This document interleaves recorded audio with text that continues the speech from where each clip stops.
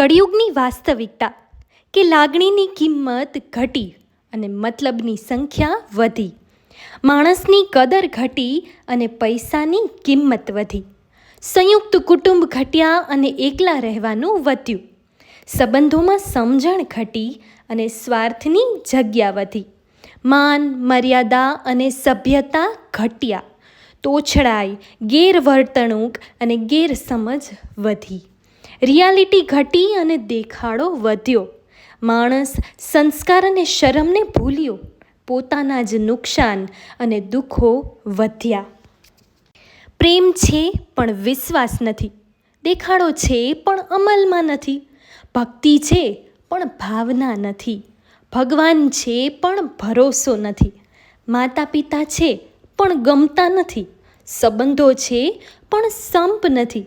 પોતાના છે પણ સાથે નથી. મળ્યું છે એની કદર નથી. સુખ છે પણ શાંતિ નથી. જિંદગી છે એની તો કિંમત નથી. પૈસા છે પણ પરવરિશ નથી. સંપત્તિ છે પણ સંસ્કાર નથી.